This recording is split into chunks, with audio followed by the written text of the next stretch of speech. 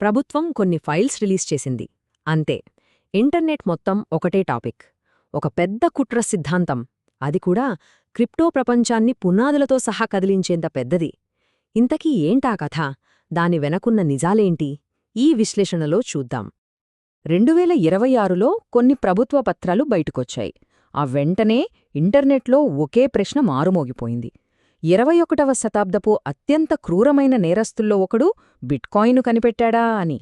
ఇది ఏదో చిన్న పుకారు కాదండి, అగ్నిపర్వతంలా పేలింది. ఇక చూసుకోండి, సోషల్ మీడియాలో ఈ మాట ఎంత వేగంగా పాకిందంటే ఓ చిన్న పుకారు కాస్త ఓ పెద్ద కథలా మారిపోయింది. అసలు ఎంత వేగంగా అంటారా? నమ్మలేరుగాని ఈ థియరీ గురించి వచ్చిన ఒక్క పోస్ట్కి కేవలం 48 గంటల్లోనే 50 లక్షల వ్యూస్ వచ్చాయంటే చూసుకోండి. అంటే ఒక అబద్ధం, అది కూడా ఇంత సంచలనాత్మకమైనది అయితే ఎంత ఫాస్ట్గా ఎంత దూరం వెళ్లగలదో దీని బట్టి అర్థం చేసుకోవచ్చు. సరే, ఎంత పెద్ద అబద్ధం దేనిమీద ఆధారపడి ఉంది?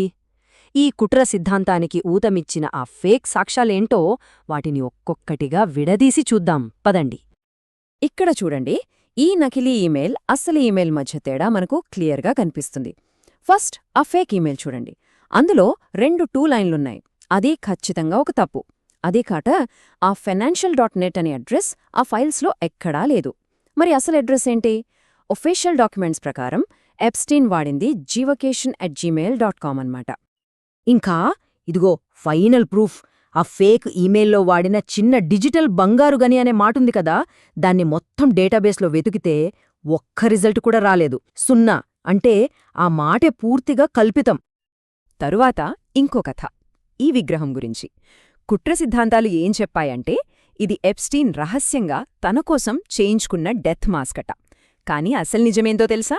ఇది 2021లో హంగరీలోని బుడాపెస్టులో అందరి ముందు ఆవిష్కరించిన సతోషి నకమోటో విగ్రహం. ఆ ఫేస్ అలా అద్దంలా ఎందుకుందంటే మనమందరం సతోషి అనే ఐడియాని చెప్పడానికి. సరే, ఈ అబద్ధాన్ని పక్కన పెట్టడం అనేది అసలు కథకి ఒక రకంగా ఆరంభం మాత్రమే.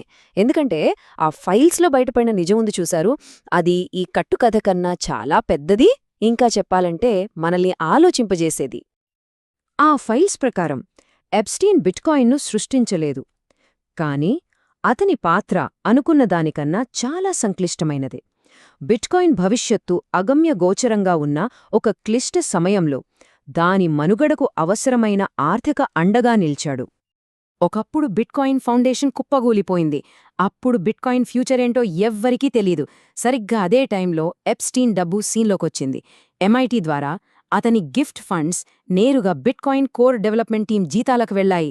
మనం మాట్లాడుతున్నది సాధారణ డెవలపర్స్ గురించి కాదు, సతోషీ నుంచి కీజ్ అందుకున్న గేవిన్ ఆండ్రేసన్, లీడ్ మెయింటైనర్ వ్లాదిమిర్ వాండర్ లాన్ లాంటి వాళ్ల గురించి.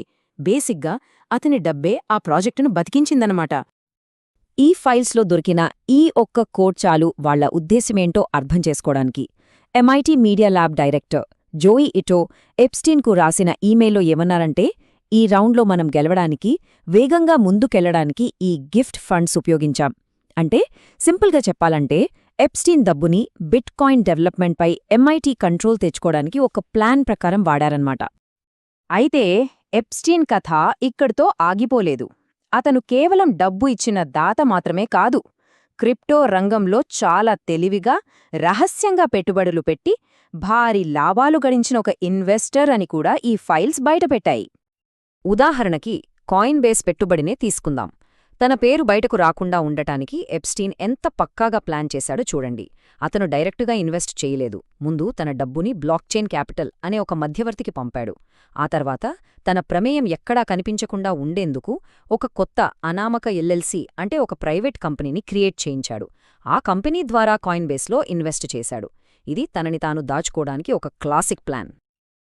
మరి ఈ సీక్రెట్ ఇన్వెస్ట్మెంట్ ఫలితమేంటి? 2018లో ఎప్స్టీన్ తన వాటాలో సగం అమ్మినప్పుడు పెట్టిన పెట్టుబడికి 10ంతల లాభమొచ్చింది. ఇది మామూలు లాభం కాదు, ఒక భారీ జాక్పాట్. సో ఈ టేబుల్ చూస్తే ఎప్స్టీన్ క్రిప్టో సామ్రాజ్యం ఎంత పెద్దదో ఒక ఐడియా వస్తుంది. ఒకవైపు MIT డెవలపర్స్కు ఫండింగ్, మరోవైపు కాయిన్ బేస్లో సీక్రెట్ ఇన్వెస్ట్మెంట్. అంతేకాదు, పీటర్ థీల్ లాంటి పెద్ద ఇన్వెస్టర్ ఫండ్లో కూడా భాగస్వామ్యం. అతని ప్రభావం చాలా విస్తృతమైనది. ఇవి యాదృచ్ఛికంగా జరిగినవి కావు. క్రిప్టో ప్రపంచం నడిబొడ్డున వేసిన పక్కా ఆర్థిక ఎత్తుగడలు. కానీ అసలు షాకింగ్ విషయం ఏంటంటే ఎప్స్టీన్ చనిపోయినా అతని ఆర్థిక ప్రభావం మాత్రం పోలేదు. ఇప్పుడు మనం అతని వారసత్వంలో అత్యంత ఆందోళన కలిగించే అంశం గురించి చూడబోతున్నాం. అదే అతని జాంబీ ఎస్టేట్, ఇంకా దానికి పీటర్ థీల్ వెంచర్ క్యాపిటల్ సామ్రాజ్యానికున్న లింక్.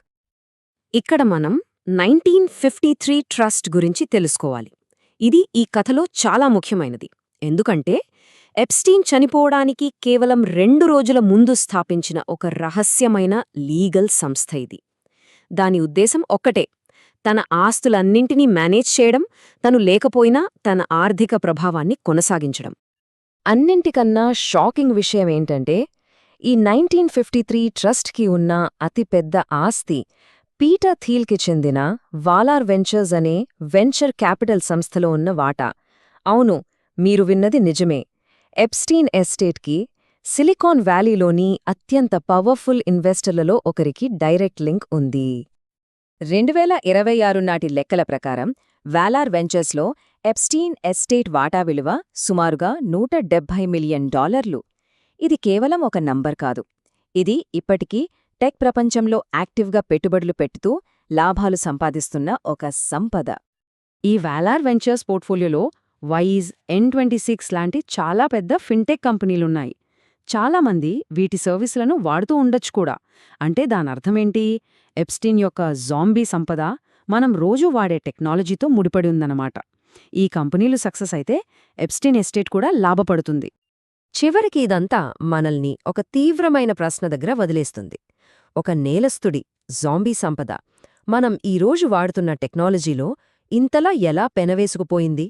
అంతకన్నా ముఖ్యంగా ఇంత లోతైన, క్లిష్టమైన ఈ ఆర్థిక సంబంధాల గురించి మనం ఏం చెయ్యాలి?